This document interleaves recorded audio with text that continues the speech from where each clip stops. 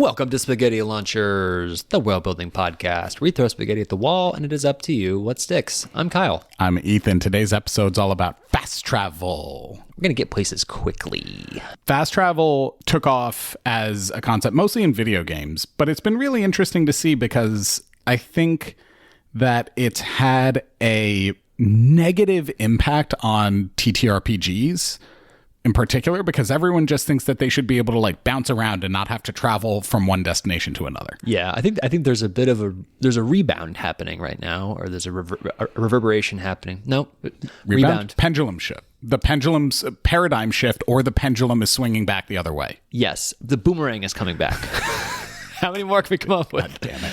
The boomerang is coming back. The pendulum is swinging back the other direction. I think a lot of people, especially like there's a big push, I think, in DTRPGs for DMs to figure out how do you make travel fun and interesting. And I mean, you've played with me where I've tried to deploy my own mechanisms for that. Mm-hmm. And I think a lot of I love the skills challenge as a travel mechanism. Yeah, there's a lot of ways to try to make those entertaining, but in storytelling, it's you don't always want the story to be about, well, we're trying to get from X to Y and we're going to take forever to get there in the story if it's not a part of the story. Unless you are famously a man, an elf, and a dwarf that are racing across lands trying to find two halflings taken by Urukai, whose armor is thick and their shields broad. That's pretty good. Thanks.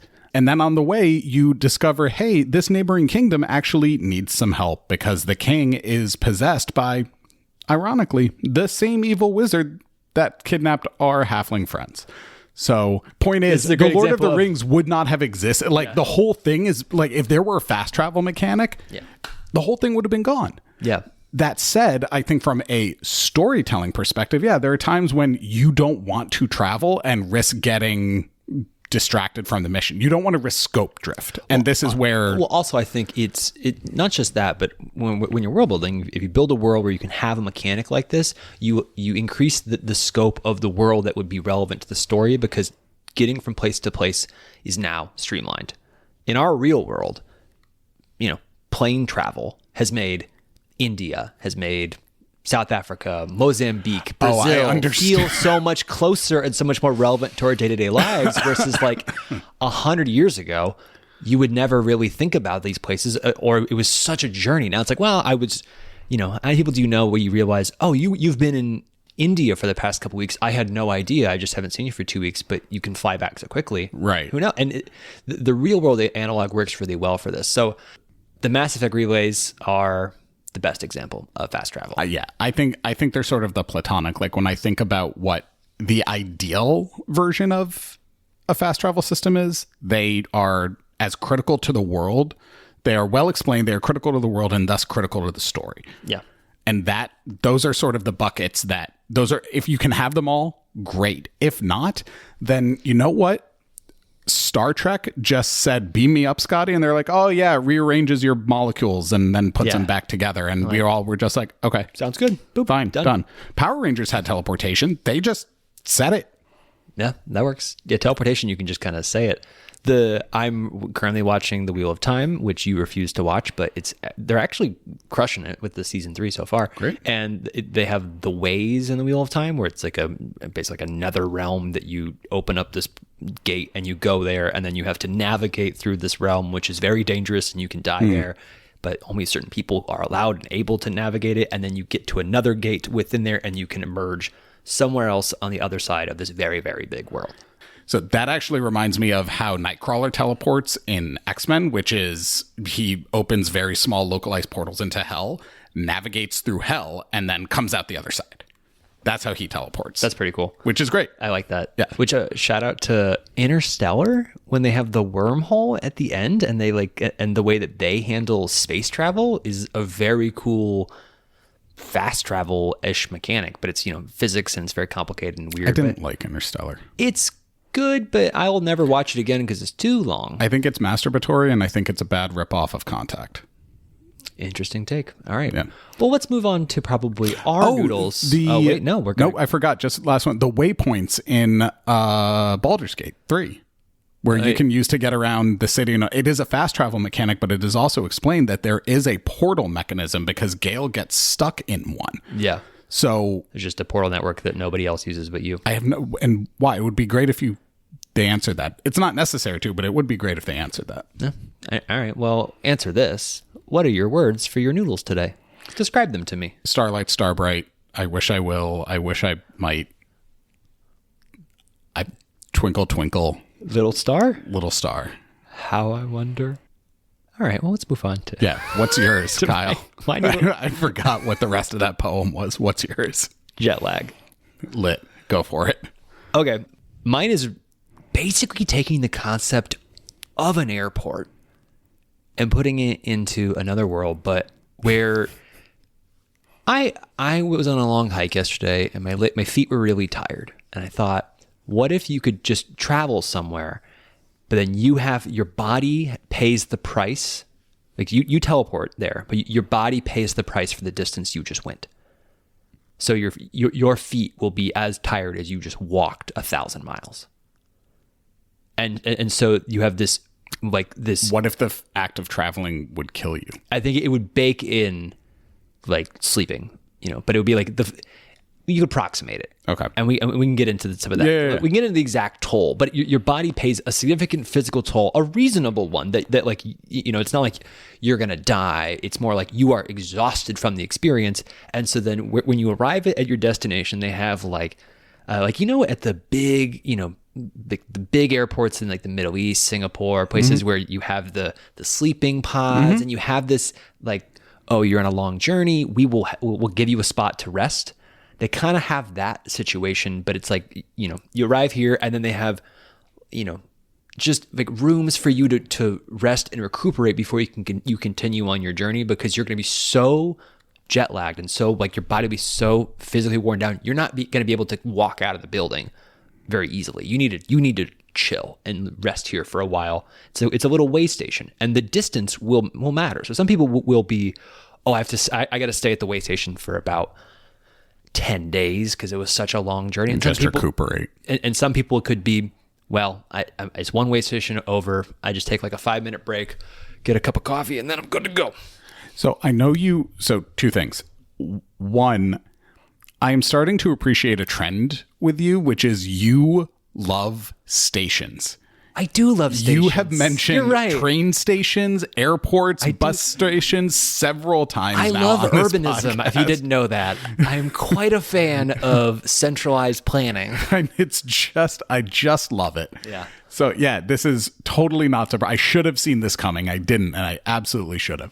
Second point, I think this is very interesting. I think this is cool. I like the idea of the station because I know you went with jet lag. It actually reminded me more of a depressurization. Yeah. When you're coming up from scuba diving. And if you come up too fast, like maybe there's something in the way that if you've, in Star Wars, they shift into hyperspace, right?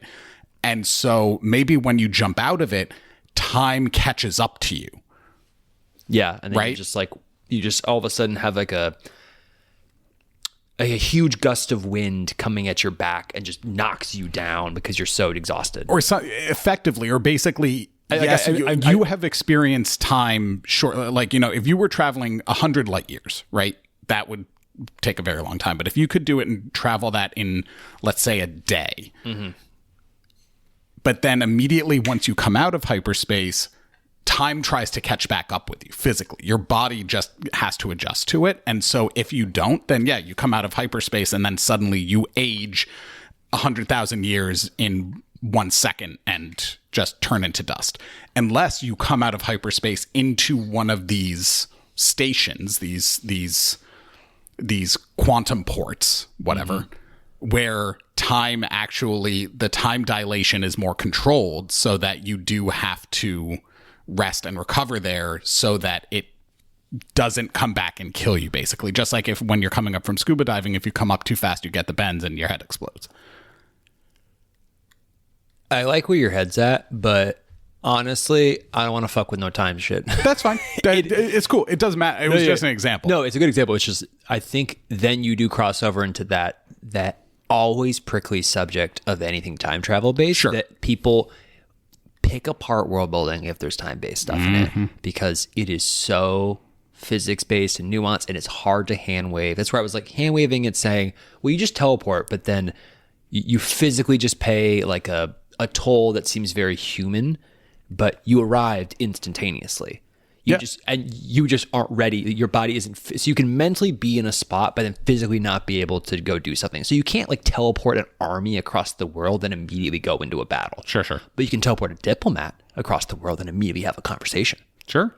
So I think it kind of I see your point. It reins in some of the worst instincts that you might get out of a teleportation system, but still allows some of the upside, I guess. Boy, you are going to hate my idea because it is so easy to pick apart and requires so much hand waving. I'm okay with that. I know.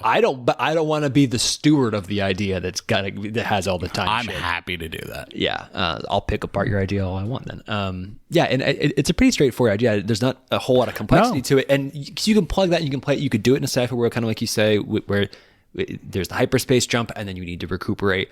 You could do it in more the way that I'm thinking of. It's on land, and you just teleport from the desert over to the tundra space. And you just need to recuperate for a week within the building, and you get to meet people, and it might be a good spot for characters, within say a novel, a written story where it's someone teleporting from station to station and getting to know the people there as these small little slices of life. There's the staff who run the place, who are oftentimes going to be medical personnel who are able to help make sure that you're good and that you've got food and water and are taken care of, and you talk to other people who they're traveling. It's a great like almost like a I don't know. There's some story archetype that this is. I was just getting, this would be a great setting for a murder mystery. Oh, yes. And also imagine you show up, you say like, hey folks, we're playing D&D today. And you show up and you've got your barbarian and your fighter and your paladin and a bard and a rogue. And then suddenly you say, all right, so you have one combat at the beginning and everyone gets to do their physical martial stuff. And then it's like, oh, we're going to take this fast travel thing home. And by the way, y'all are physically incapacitated now. And there is a murder and the thing is locked down. So there is no smiting. There is no action surge. There's no none of it. You can only use whatever your mental stats are to solve this mystery. Yeah, I think it's cool that you immediately went to how do you make this a module for a D&D game. I think you don't even need to do that. No, you don't have to. Yeah, like that's a great example. Full stop.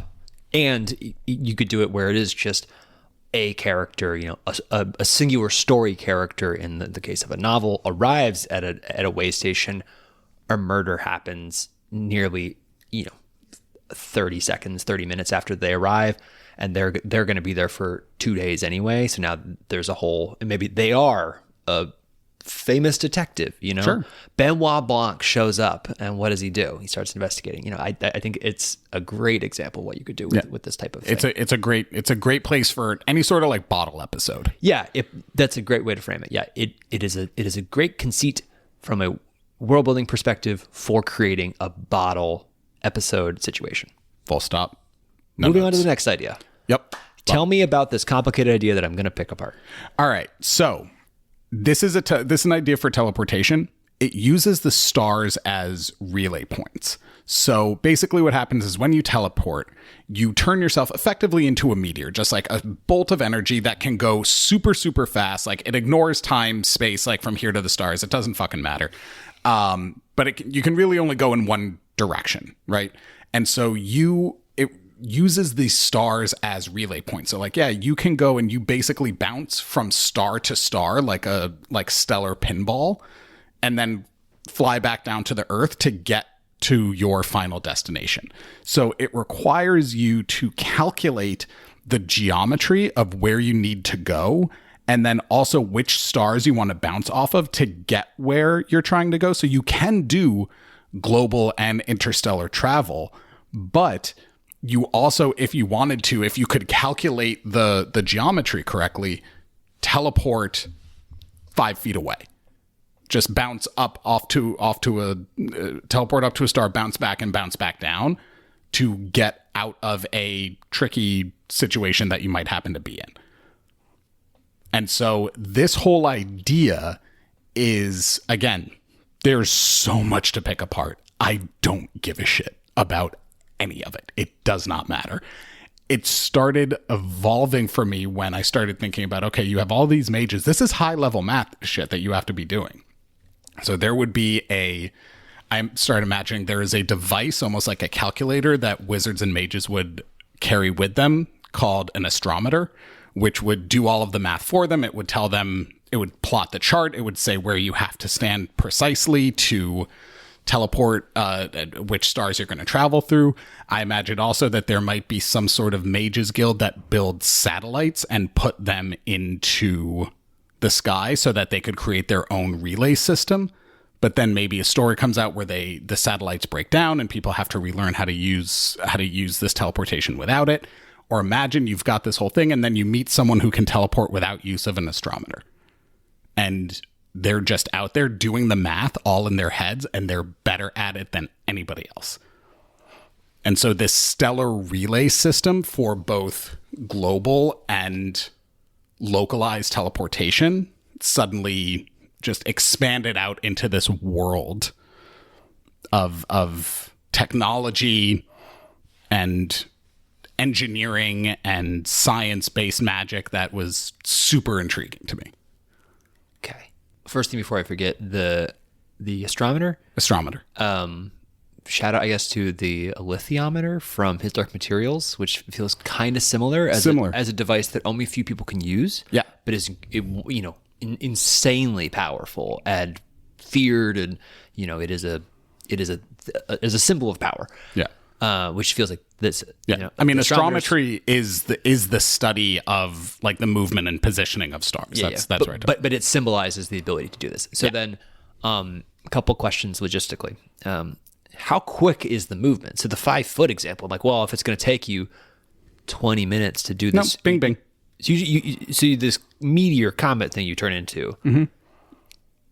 Is it like you're actually a comet now, or is it you are a singular? You are a tiny. You're a little point of light. You're a little point of light. Yeah, just a little thing of energy that goes way faster than light should. Okay. And it doesn't really matter. Yeah, doesn't really matter. Okay. Yep, just ping, ping, ping, ping, ping, ping, ping. Okay. Ping, ping, ping, ping. And then, how many people can do this? I don't know. I imagine it's a highly specialized skill at first. That's the point of this, is that this is something that can be done theoretically by anybody. As long as you learn it. As long as you learn it. But you have to learn how to do them. You have to have the star charts memorized. You have to be able to do that math fast and accurately in order to get it right. That is important. And I imagine actually that the most common way for novice mages to die is actually by getting their first teleportation wrong, missing a star, and then going off into space. And then just going off into space, or like flying directly into the sun. And then you could, and at that point, if you are able to get your wits about you and reverse it, or you can teleport, you can send yourself back through a star back to Earth. But if you panic and you run out of time because you die in space before you're able to figure it out. But if you're really good, you might be able to be like, oh shit, that was a near catastrophe, but I was able to get back. And I didn't get back exactly where I was, but I walked, or I made my way home once I was back on Earth and I wasn't going to die from launching into the sun. And maybe there's levels of is it more complicated than, I guess? Well, I guess it would depend on what the star charts are. So say it's actually really easy on any given day to teleport to a couple spots. So it might be really easy for me to teleport from here to Nepal, but it isn't easy for me to teleport from here to where you're sitting. Correct.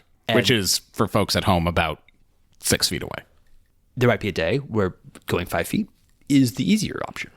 So I actually envisioned it as it is possible to teleport during the day. It is harder though. So only the really, really talented ones can do that. or you have the highest quality astrometers. At night, it is much, much easier. Yeah. Because you can see all of the stars. Yeah. So then if you're doing it during the day, you're basically taking either, you know exactly what the stars look like on the other side of the world. And you're like, you can imagine the stars through the darkness that you don't see. Right.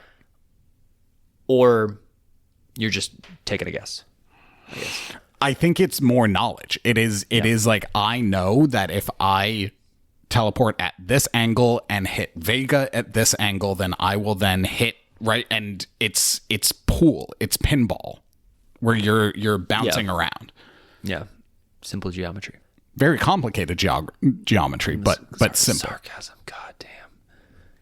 I don't understand anything. It's very, very complicated math. Also, I was quoting a particular character from a particular piece of media, and if anybody knows what I quoted, let me know in the email. Yeah, I honestly don't even know what more to say to it. I think it's really cool. It's so, like, you obviously have a pattern, which is you create elaborate systems of rules, and, you like creating hard magic systems, and you've kind of done that here, which I don't really know what else to say on it. Other than, I guess, questions about maybe the implications, but the implications are, as you say, a bit open, and that's where the fun comes in, is that as this develops and more people learn it, more people are able to deploy it, then you get to play in the sandbox of what are the consequences. Yeah. And right now it's hard to say. Well, and I started thinking about it. Basically, you enter into a world where this is established. Astrometers are very common. They don't actually even need to use the stars anymore, because the relay system of satellites that the artificers have built is already existing. Mass effect relays. And then something happens and it gets shut down. Yeah. And so the relay system is gone. Maybe the astrometers still work. Maybe they don't. But suddenly you have to relearn how to do all of this by hand. Yeah. It's in Dune when they defeat the thinking machines, right? Yeah, it's like, well, go back to analog and now redevelop stuff. Correct. And maybe you'll get back to something that's advanced, but you have to redevelop it. Correct. It's like our world in 100 years. The rest of it was largely vibes based. Yeah, the vibes base is good. Yeah. And I think. I liked coming up with the astrometer. I thought that was fun. I think it'd be cool. Could you use it where, say, you invent some vehicle that is able to do this in mass? Oh yeah, that exists. Yeah, so you can get on a bus, and the bus has a astrometer built into it that says, "We will teleport you now from here to here," and then you just create air travel. Yeah, and you can also teleport militaries around. I think I thought about limiting it to living beings only, but then I started getting into, well, I think thinking military base is actually really cool, because then you get into the implications and maybe why it gets shut down is that countries around, like, there's some country that is afraid of an invasion from the guys who use this all the time, destroys the system. Probably, yeah. And says, we don't want you invading us, and we're pretty sure you will, using the astrometer tank system or whatever they're going to do. So no, we're going to shut it down. We're removing your ability to deploy. They tank the whole thing. I think they've probably been living underground for a while, because that gives them a distinctive strategic advantage, because suddenly they might not be able to teleport, but they also can't be caught off guard. Yeah. I think also that could be a really fun method of execution, is to just beam somebody right into the sun, Ethan, straight off into space. We perfected it in 1700s, man. The French got it. My man Guillotine, he aced it. You don't need to make another way to do an execution. Okay, fine. The stellar guillotine. Oh yeah. Oh, so beautiful. Stellar guillotine. Yeah, I think the idea that somebody goes underground and a whole nother world is being developed underground to avoid the implications of.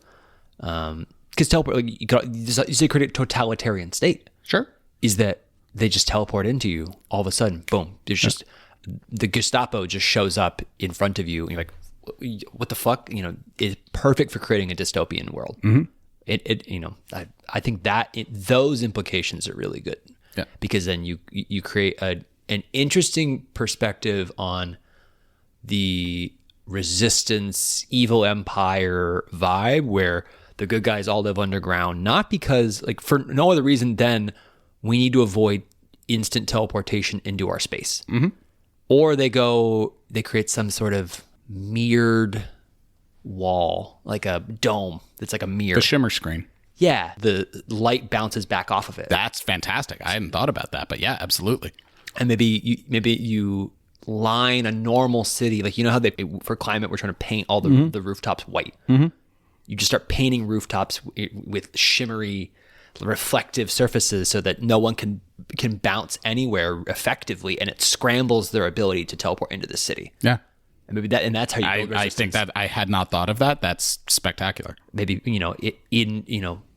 in battle, they all have shields that are big mirrors just to throw off any potential teleportation and to teleport them into wrong spaces. So say you're trying to launch onto a guy and he teleports you and then he throws up his mirror shield, and that light now bounces and reflects and goes over there into a mountain, and you die. Or into your tank.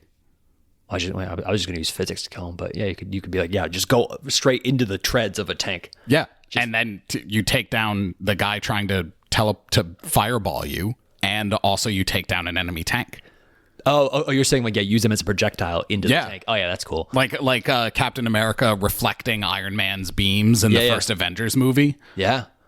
Like that was something that I did think about, was this idea of a wizard battle looking like a light show of just sort of light bouncing around all over the place. Yeah.